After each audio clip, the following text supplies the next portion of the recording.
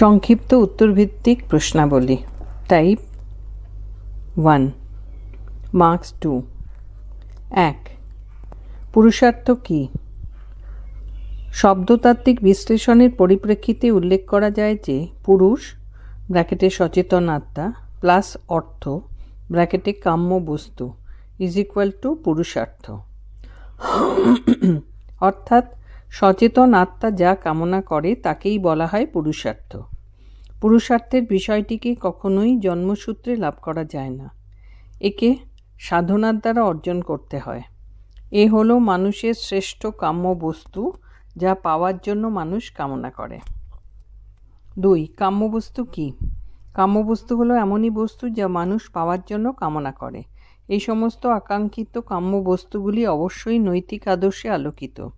কাম্যবস্তুগুলি মানুষের করায়ত্ত না হলেও সেগুলিকে সাধনা ও কর্মচেতনার দ্বারা লাভ করা যায়। শ্রেষ্ঠ কাম্য বস্তুকেই পুরুষার্থ রূপে গণ্য করা হয়। 3 কাম্যবস্তু কিভাবে লাভ করা যায়? কাম্যবস্তুগুলিকে শুধু সাধনা ও কর্মচোদনার দ্বারা লাভ করা যায়। নৈতিকতার বিষয়টি যখন মানুষের মনের গভীরে প্রথিত হয় তখন মানুষ নৈতিকতার আদর্শে উদ্বুদ্ধ হয় এবং সমস্ত কিছুকেই নৈতিকতার আদর্শে প্রত্যক্ষ করার চেষ্টা করে। এরূপ অবস্থাতেই সাধনার দ্বারা কাম্য বস্তু লাভ করা যায়। 4 পুরুষার্থকে কেন সাধ্য বলা হয়? ভারতীয় নীতিতত্ত্বে যা সাধনা লব্ধ বিষয় তাকেই বলা হয় সাধ্য। পুরুষার্থ ভারতীয় নীতিতত্ত্বে সাধনালব্ধ বিষয়রূপে গণ্য, সে কারণেই পুরুষার্থকে সাধ্য রূপে গণ্য করা হয়। 5 ভারতীয় নীতিতত্ত্বে মূল্য কত প্রকার ও কী কী? ভারতীয় নীতিতত্ত্বে 2 প্রকার মূল্যের উল্লেখ করা হয়েছে। এই 2 প্রকারের একটি হলো চরম বা পরম মূল্য অ্যাবসলিউট ভ্যালু এবং অপরটি হলো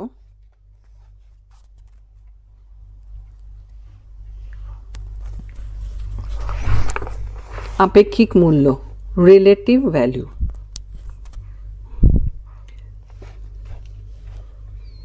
যার নিজস্ব ও চিরন্তন মূল্য আছে তাকেই বলা হয় চরম বা পরম মূল্য, যেমন সত্য, শিব ও সুন্দরের মূল্য। অপরদিকে যার নিজস্ব চিরন্তন কোনো মূল্য নেই কিন্তু তাৎক্ষণিক মূল্য আছে তাকেই বলা হয় আপেক্ষিক মূল্য, যেমন অর্থ। চরম মূল্য স্থান কাল ভেদে পরিবর্তিত না হলেও আপেক্ষিক মূল্যগুলি অবশ্যই স্থান কাল ভেদে পরিবর্তিত হয়। পৃষ্ঠা 197, আগেরটা ছিল পৃষ্ঠা 196। নাম্বার 6 পুরুষার্থ কয়টি ও কী কী? ভারতীয় নীতিতত্ত্বে পুরুষার্থ হলো 4টি: ধর্ম, অর্থ, কাম এবং মোক্ষ। এই 4টি পুরুষার্থের মধ্যে মোক্ষকেই শ্রেষ্ঠ পুরুষার্থ বলা হয়, কারণ এই মোক্ষের কামনাকেই মানুষের সর্বোচ্চ কামনা রূপে উল্লেখ করা হয়েছে। আর মোক্ষ তথা মুক্তি লাভ হলে মানুষের আর অন্য কোনো কিছুরই পাওয়ার আকাঙ্ক্ষা থাকে না। 7 ত্রিবর্গ কাকে বলে?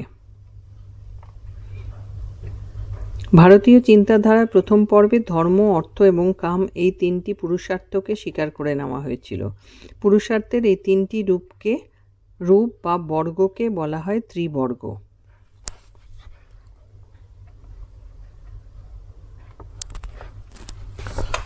ত্রিবর্গের ধারণায় মোক্ষের ধারণাটি পুরোপুরিভাবে অনুপস্থিত। নাম্বার 8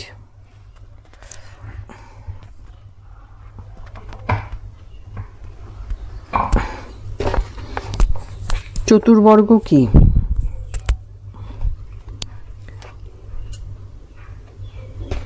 ভারতীয় চিন্তাধারার প্রথম পর্বে ধর্ম, অর্থ এবং কাম এই ত্রিবর্গের ধারণার সঙ্গে পরবর্তীকালে মোক্ষ নামক চতুর্থ পুরুষার্থটি যুক্ত হয়েছে।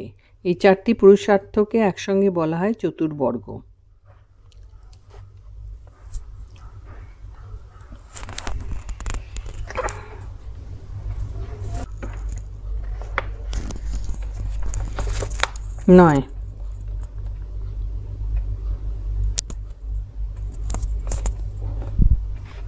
চার্বাক মতে পুরুষার্থ কি?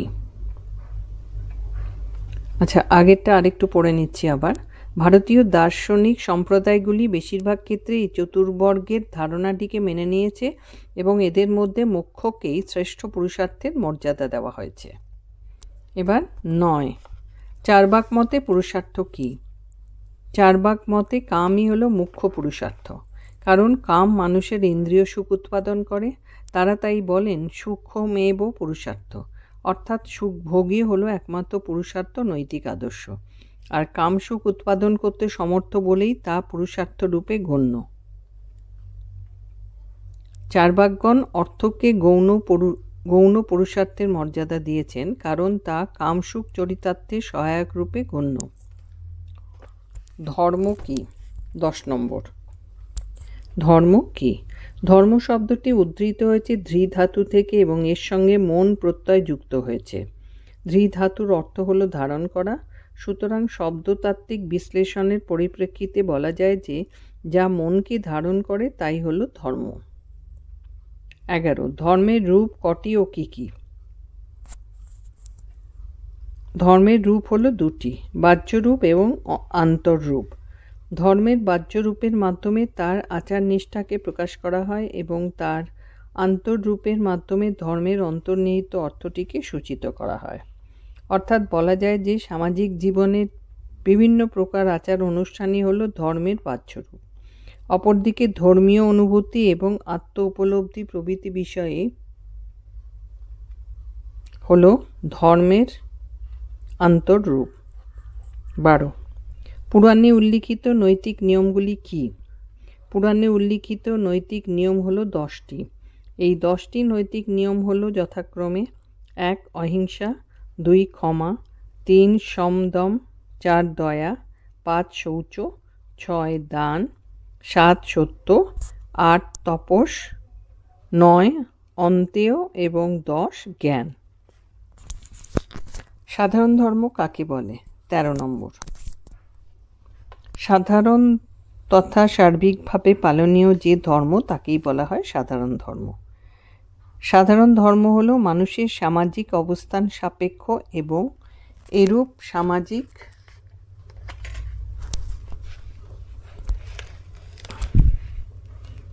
অবস্থানের আলোকেই তা বিচার্য।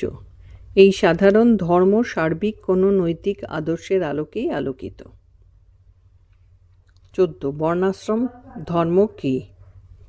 সামাজিক মানুষের বর্ণ এবং আশ্রমের উপর ভিত্তি করে যে ধর্ম গড়ে উঠেছে তাকেই বলা হয় বর্ণাশ্রম ধর্ম। বর্ণ শব্দটি এক্ষেত্রে জাতিরূপেই গণ্য এবং আশ্রম শব্দটি এখানে জীবনের এক একটি পর্যায়রূপেই গ্রাহ্য। 15, মনুসংহিতায় কোনগুলিকে সাধারণ ধর্ম বলা হয়েছে? মনুসংহিতায় 10টি সাধারণ ধর্মের উল্লেখ করা হয়েছে। এই 10টি সাধারণ ধর্ম হলো 1, ধৃতি, 2, ক্ষমা, 3, দম, 4, অন্তেয়, 5, শৌচ, 6, ধী, 7, নিগ্রহ, 8, বিদ্যা, 9, সত্য এবং 10, অক্রোধ। এই 10টি সাধারণ ধর্ম পুরাণে উল্লিখিত 10টি নৈতিক নিয়মের সঙ্গে সঙ্গতিপূর্ণ। 16, বর্ণধর্ম কয়টি ও কি কি? প্রাচীন ভারতে 4টি বর্ণধর্মের উল্লেখ পাওয়া যায়। এই 4টি বর্ণধর্ম হলো যথাক্রমে ব্রাহ্মণ্য ধর্ম, ক্ষত্রিয় ধর্ম, বৈশ্য ধর্ম, শূদ্র ধর্ম। এই 4টি ধর্মকে একসঙ্গে বলা হয় চতুর্বর্গ। 17, ব্রাহ্মণ্য ধর্ম কি? ব্রাহ্মণদের পালনীয় ধর্মকেই বলা হয় ব্রাহ্মণ্য ধর্ম। যাদের মধ্যে সত্ত্বগুণের প্রাবল্য বেশি তাদেরকেই বলা হয় ব্রাহ্মণ। ব্রাহ্মণদের পালনীয় ধর্ম হলো অধ্যাপনা করা, দান গ্রহণ করা, আস্তিক্য, সদাচার বজায় রাখা এবং যজ্ঞ অনুষ্ঠানের পরিচালনা করে যথাযথভাবে যজ্ঞ সম্পাদন করা। 18, ক্ষাত্র ধর্ম কি? ক্ষত্রিয়দের পালনীয় ধর্মকেই বলা হয় ক্ষাত্র ধর্ম। যাদের মধ্যে রজোগুণের প্রাবল্য বেশি তাদেরকেই বলা হয় ক্ষত্রিয়। ক্ষত্রিয়দের পালনীয় ধর্মগুলি হলো রাজধর্ম রক্ষা করা, প্রজা পালন করা, অসাধু ও দুষ্কৃতীদের দমন করা, যুদ্ধ করা এবং যুদ্ধে পরান্মুখ না হওয়া ইত্যাদি। 19. বৈশ্য ধর্ম কী? বৈশ্যদের পালনীয় ধর্মকে বলা হয় বৈশ্য ধর্ম। তমগুণের তুলনায় রজগুণের প্রভাব বেশি যাদের মধ্যে তাদেরকে বলা হয় বৈশ্য। এদের পালনীয় ধর্ম হল কৃষিকর্ম, পশুপালন, ব্যবসা বাণিজ্য এবং অপরাপর বিষয়কর্মে ব্যাপৃত থাকা। নাম্বার 20. শূদ্র ধর্ম কী? শূদ্রদের আচরণীয় ধর্মকেই বলা হয় শূদ্র ধর্ম। যারা তমগুণ প্রধান সম্পন্ন তাদেরকেই বলা হয় শূদ্র। এদের পালনীয় ধর্ম হল অপরাপর সম্প্রদায়ভুক্ত মানুষের সেবা ও পরিচর্যা করা, তাদের সুখ সুবিধার দিকে লক্ষ্য রাখা এবং তাদের আনন্দবর্ধন করে তৃপ্তি দান করা প্রভৃতি। এক কথায় বলা যায় যে অপরাপর মানুষের সুখ সুবিধার দিকে লক্ষ্য রাখাই হলো শূদ্রদের ধর্ম।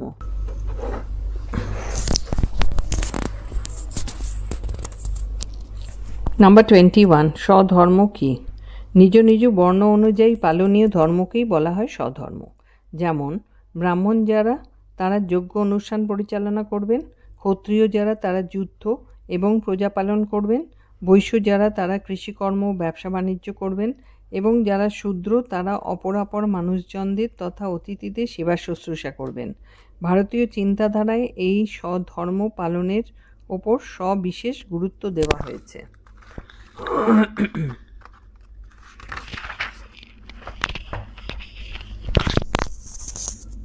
পৃষ্ঠা 198।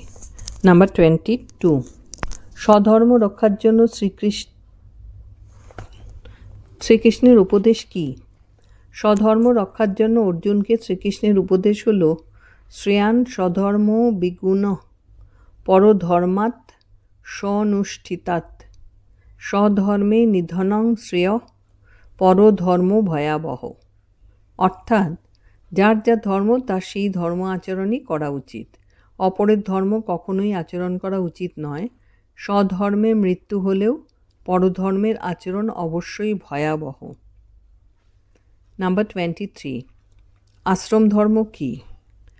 জীবনের এক একটি অধ্যায় তথা আশ্রমের পালনীয় ধর্মকেই বলা হয় আশ্রম ধর্ম।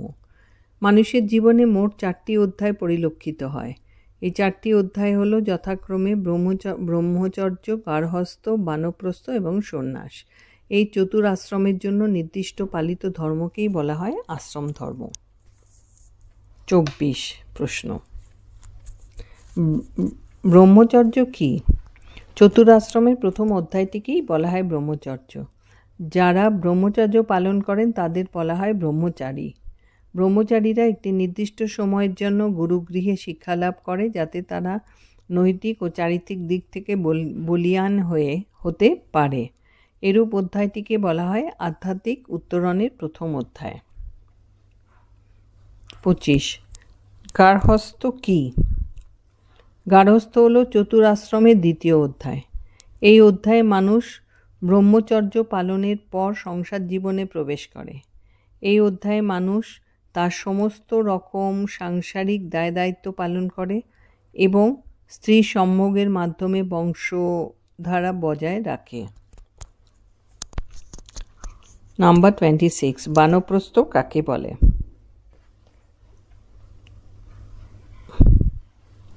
বানপ্রস্থ হল সংসার জীবনে পরবর্তী অধ্যায়। এ হলো চতুরাশ্রমের তৃতীয় অধ্যায়। গার্হস্থ্য জীবনের সমাপনান্তে মানুষ বানপ্রস্থে গমন করে। বানপ্রস্থ হল সংসার জীবন থেকে স্বেচ্ছা নির্বাসন। বনবাসী হওয়া, গাছের ছাল বলকলাদি পরিধান করা, ফলমূল ভক্ষণ করা এবং অবশ্যই আত্মসংযমী হওয়া প্রভৃতি হল বানপ্রস্থে পালনীয় ধর্মসমূহ। নাম্বার 27. সন্ন্যাস কাকে বলে?